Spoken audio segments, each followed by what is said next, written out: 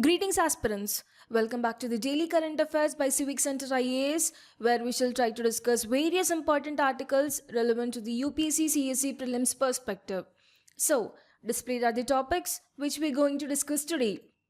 The first topic is that nanomaterial coating developed can increase efficiency of fertilizers by slowing down their release.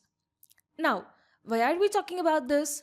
See, the recent research from the Institute of Nanoscience and Technology in Mohali has introduced an exciting innovation, that is the mechanically stable, biodegradable and hydrophobic nanocoating material designed for the chemical fertilizers. This breakthrough aims to allow for a slow release of nutrients, which reduces the need for frequent fertilization while maintaining the crop productivity. Now, how does it work? See, the key here is the slow release mechanism. This nanocoating ensures that fertilizers are released gradually into the soil rather than all at the once.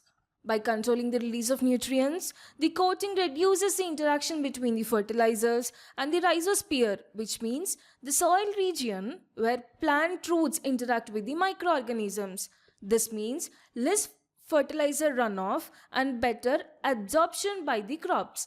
Further, let's also know the material composition. See here, the nanocoating itself is made from a blend of nanoclay reinforced binary carbohydrates, specifically the chitosan and the lignin.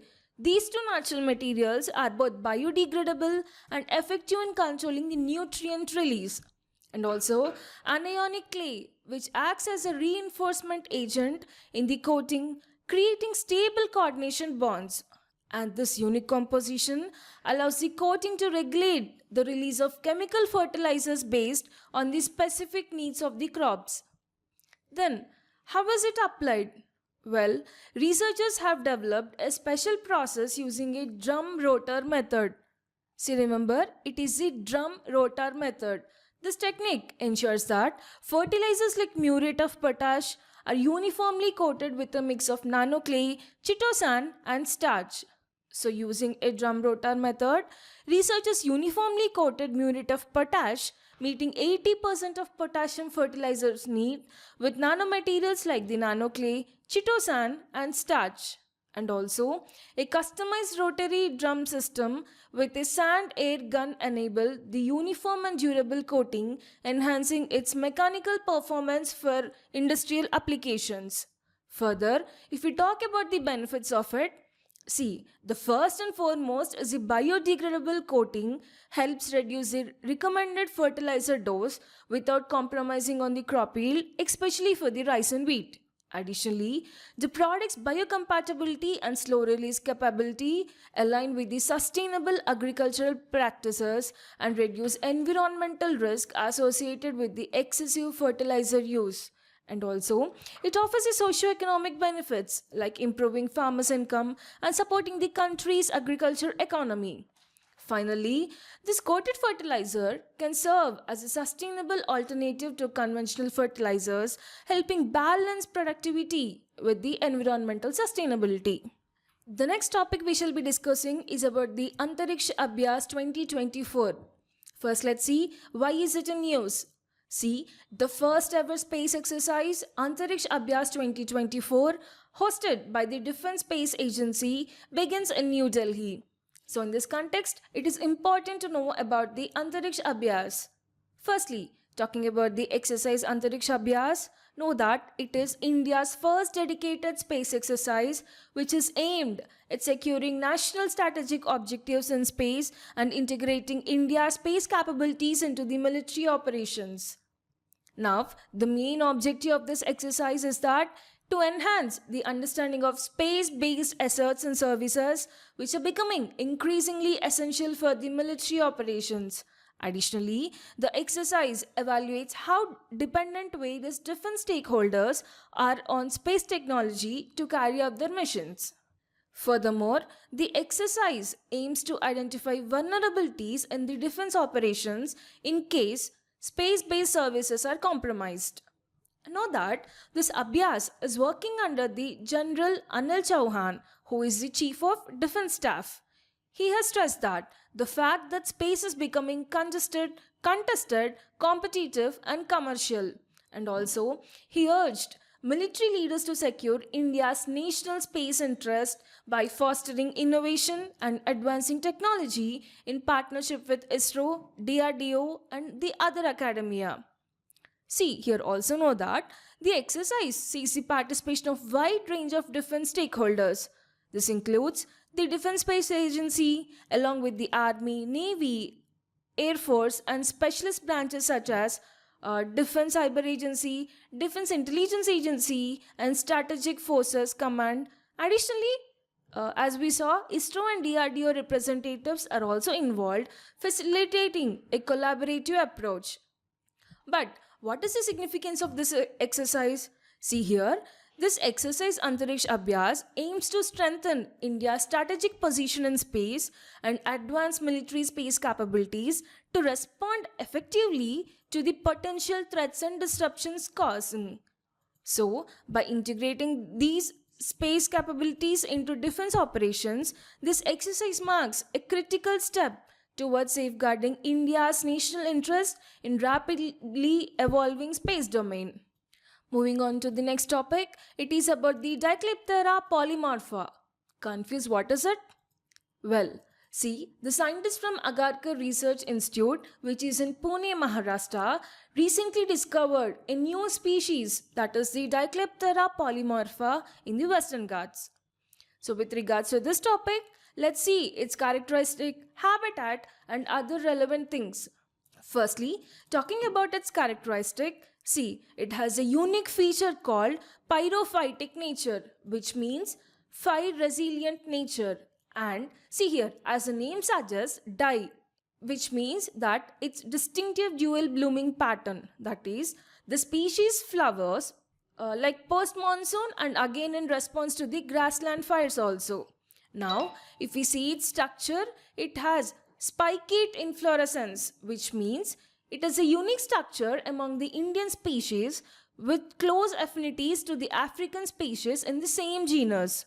Know that this species was first collected in the Talagon Tabhade, which is in Pune, Maharashtra in the 2020. And remember here that this region is known for its grasslands. Now moving further, let's see the important aspect, that is its habitat. Remember that, see, the Dicliptera polymorpha thrives on an open grassland slopes in the northern and western Ghats, enduring the extreme climatic conditions like the droughts and the frequent fires. Additionally, this discovery underscores the importance of preserving the Western Ghats' delicate ecosystem, which harbor many yet to be discovered species with the unique adaptations. Now, let's turn our attention to the biodiversity hotspots. Now, well, what are they? See, know that a biodiversity hotspot is a region recognized for its exceptionally high levels of biodiversity, particularly the endemism, and faces significant threats from the human activities. So, according to the Conservation International, a biodiversity hotspot is defined by two main criteria. Remember these two main criteria? See, the first one is the species richness and endemism. That is, the region must contain at least 1500 species of vascular plants as endemics. That means species not found anywhere else. And the other is that threat level, that is, it must have lost at least 70% of its original natural vegetation, typically due to the human activities like deforestation, urbanization and agriculture. It is important to know that, see, India is home to 4 of the world's 36 biodiversity hotspots, and the regions recognized for their rich and diverse flora and fauna that are threatened with the endangerment. Now, what are those 4 biodiversity hotspots in India? See, it includes the Himalayas, Western Ghats, Indo-Burma region and Sundaland. Well, moving to the next topic, it is about the Conference of Parties. But why is it in use?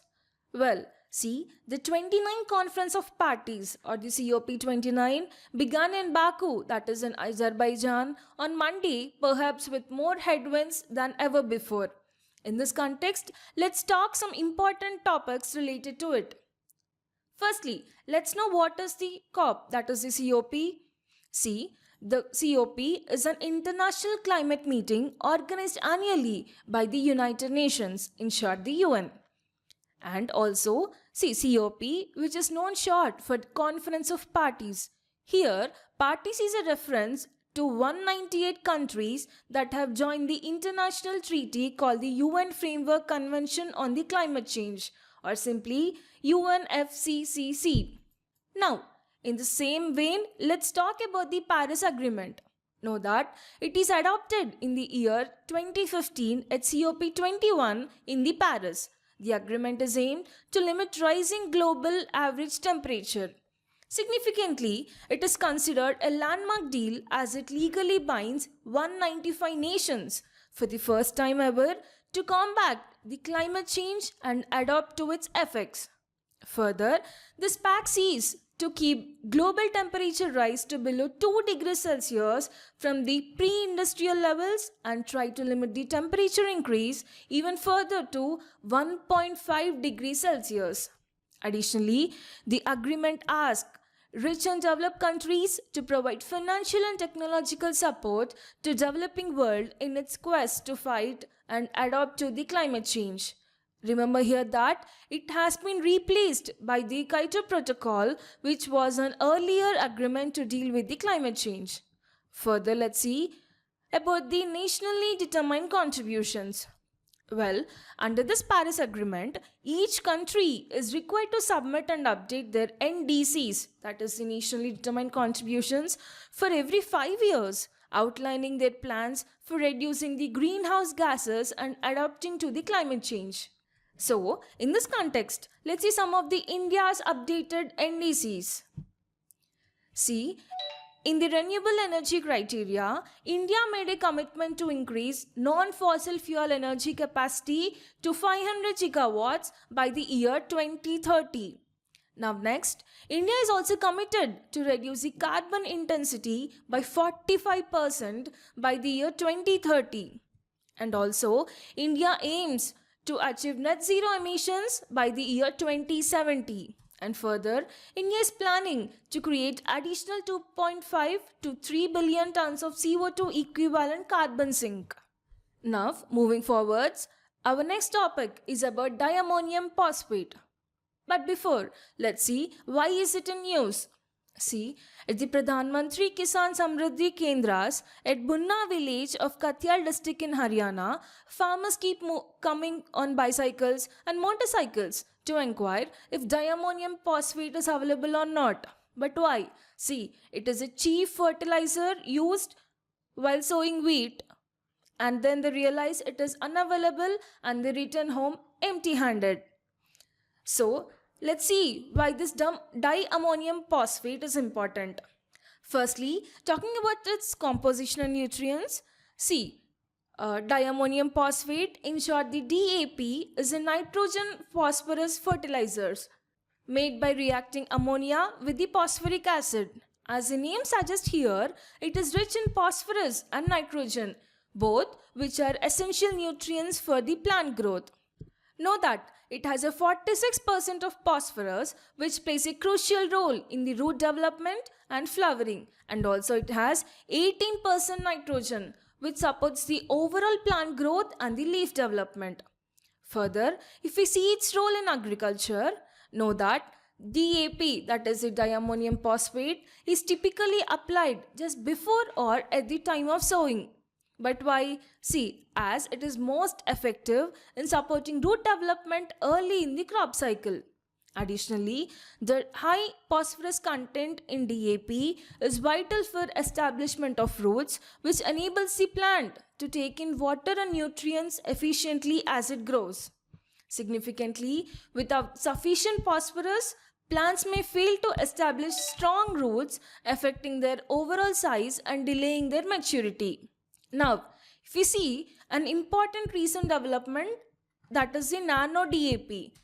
Know that the Nano DAP is a specialized form of DAP designed with the goal of improving the fertilizer's effectiveness in promoting the plant growth and development. Additionally, in the year 2023, Indian Farmers Fertilizers Cooperative, that is the IFFCO, launched its Nano DAP containing 8% nitrogen and 16% phosphorus by volume. So, unlike the conventional DAP, which comes in the granular form, the IFCO's, that is the IFFCO's Nano DAP, comes in liquid form.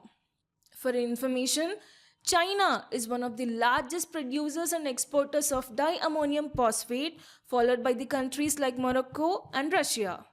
The next topic we shall talk is about the foreign portfolio investment and foreign direct investment. But why is it in news? See, the Reserve Bank of India directed foreign portfolio investors to obtain necessary approvals from the government and concurrence from the investee companies when their equity holdings go beyond the prescribed limits, and they reclassified the holdings as the foreign direct investment. Now, in this context, let's see what is an FDI and FPI, and also let's know its differences. See, firstly talking about the FPI, which means the foreign portfolio investment. Now, here the FPI refers to the purchase and holding of a wide array of foreign financial assets by the investors seeking to invest in a country outside their own. Well, some of the common examples of FPIs include stocks, bonds, mutual funds, exchange traded funds, American depository receipts, and global depository receipts, etc. Essentially, FPI is a part of country's capital account and is shown on its balance of payments. Remember that in India, foreign portfolio investment is regulated by the Securities and Exchange Board of India, that is the SEBI. Additionally, FPI in India refers to the investment groups or the foreign institutional investors and also the qualified foreign investors. On the other hand, know that a foreign direct investment is an investment made by a firm or individual in one country into business interests located in the other country. See here, the FDI lets an investor purchase a direct business interest in a foreign country. Know that investors can make FDI in number of ways. Some common ones include establishing a subsidiary in other countries, or acquiring or merging with an existing foreign company, or starting a joint venture partnership with the foreign company. Apart from being a critical driver of economic growth, FDI has been a major non-financial resource for the economic development of India. Additionally, FPI does not provide the investor with the control over the business. Now, let us try to find some major differences. See, first is in its definition. Regarding FDI, FDI refers to the investment made by foreign investors to obtain a substantial interest in an enterprise located in different country. But whereas FPI, it refers to investing in the financial assets of a foreign country, such as the stocks or bonds available on an exchange. Then, see here, FDI is a direct investment, whereas FPI is an indirect investment. And FDI is a long-term investment, but whereas FPI, it is a short-term investment. Now, in FDI, the investment has done on the physical assets of the foreign country. But whereas in FPI, the investment is made in the financial assets of the foreign country. Now, if we talk about the entry and exit, the entry and exit to FDI is difficult, whereas the FPI, it is relatively easy. FDI leads to transfer of funds, technology, and other resources to the foreign country, but whereas FPI, it leads to the foreign capital inflows to the foreign country. See, if we talk about the risk involved, in FDI, the risks are stable, but in FPI, the risks are volatile. The next topic we shall discuss is regarding the TRAI, that is the Telecom Regulatory Authority of India.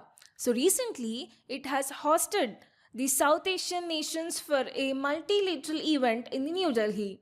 Notably, the South Asian Telecommunication Regulators Council, which is a 3-day event organized by the Asia Pacific Telecommunity, has a delegation from the Taliban-controlled Afghanistan, which is a significant inclusion. In this context, let's see the multiple things about the TRAI, that is the Telecom Regulatory Authority of India. Know that the TRAI, that is the TRAI, was established in the year 1997 through the Telecom Regulatory Authority of India Act 1997 by an Act of Parliament. Here, the primary purpose of TRAI was to regulate the telecom services, including the fixation or revision for the telecom services, and a responsibility that was previously managed by the central government.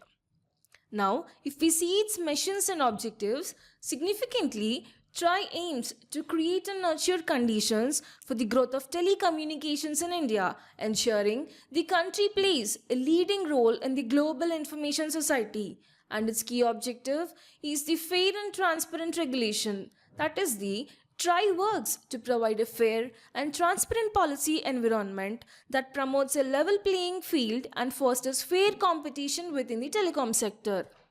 Now moving forward, let's see its key activities and functions. See, TRAI has issued numerous regulations, orders and directives to regulate various aspects of the telecom sector, especially as India transitioned from a government-owned monopoly to a competitive multi-operator market. So, additionally, the regulations cover various critical areas including the tariffs, interconnection, quality of service, governance of the authority, etc. Also know that the Telecom Regulatory Authority of India Act was amended by an ordinance on the 2000, which established the Telecommunications Dispute Settlement and Appellate Tribunal. But what was the purpose of it?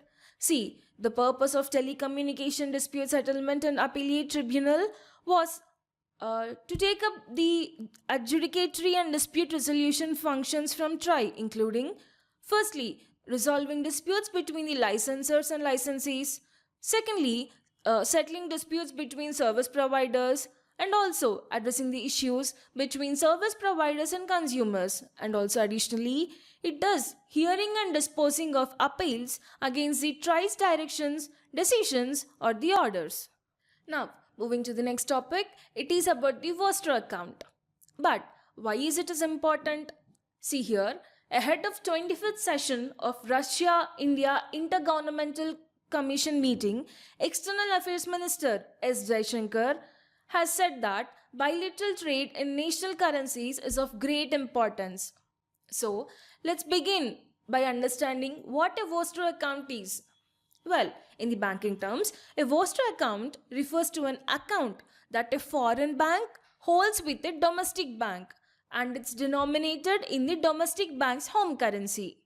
Well, in the Indian context, a Rupee Vostro account is an account held by a foreign bank or entity with an Indian bank in the Indian rupees.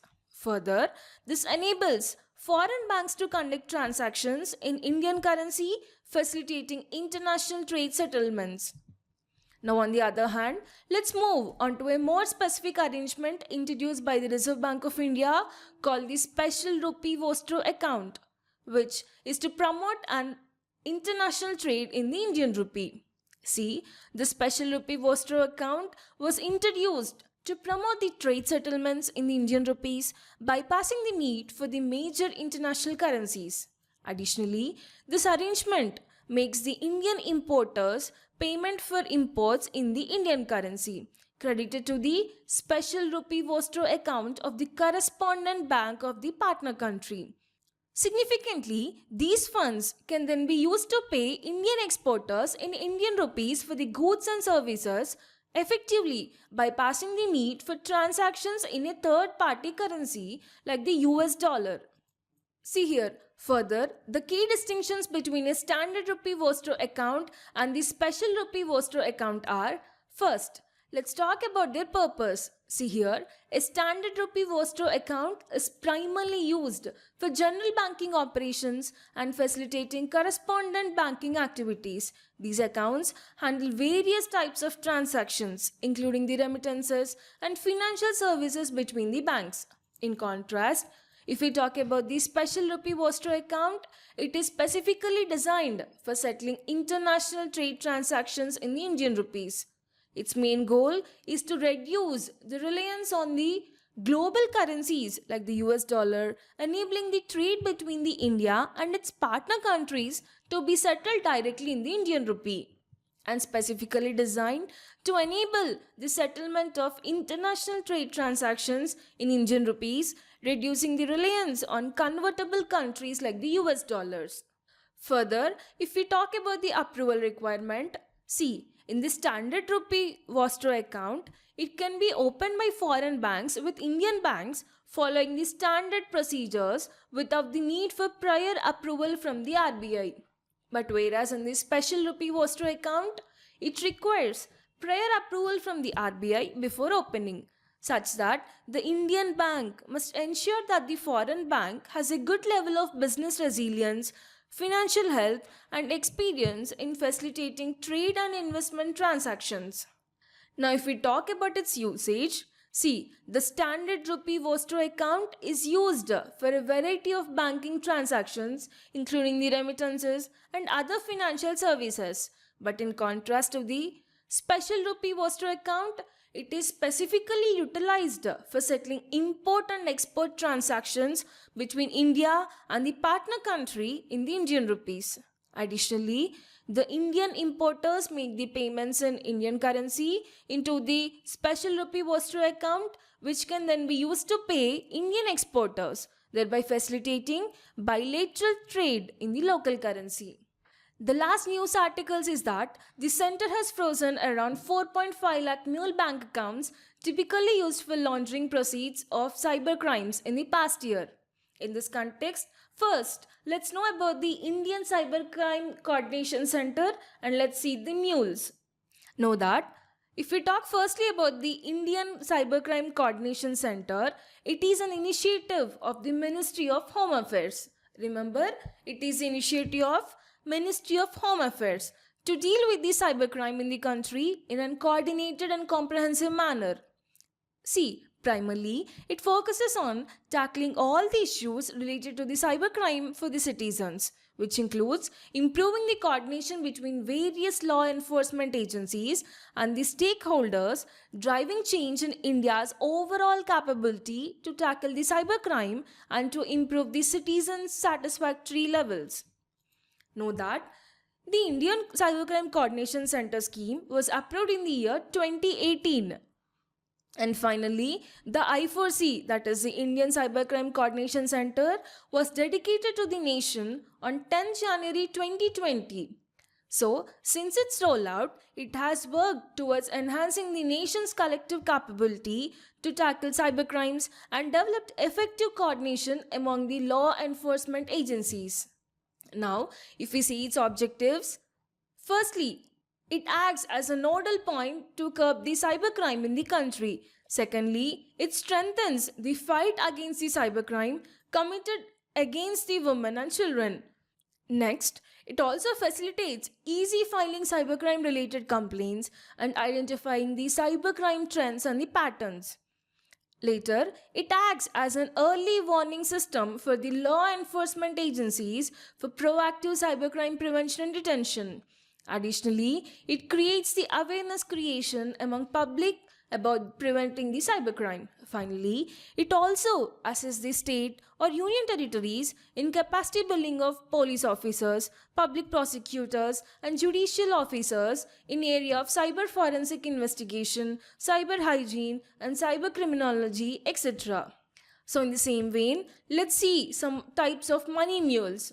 Know that money mules are individuals who facilitate money laundering by receiving and transferring illicit funds through their bank accounts.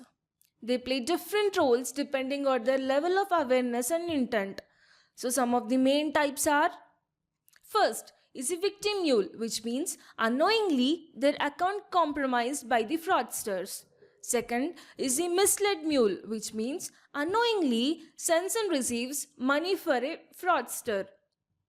Thirdly, it is the deceiver mule, which means deliberately opens accounts using stolen or fake identities to facilitate the illegal transactions.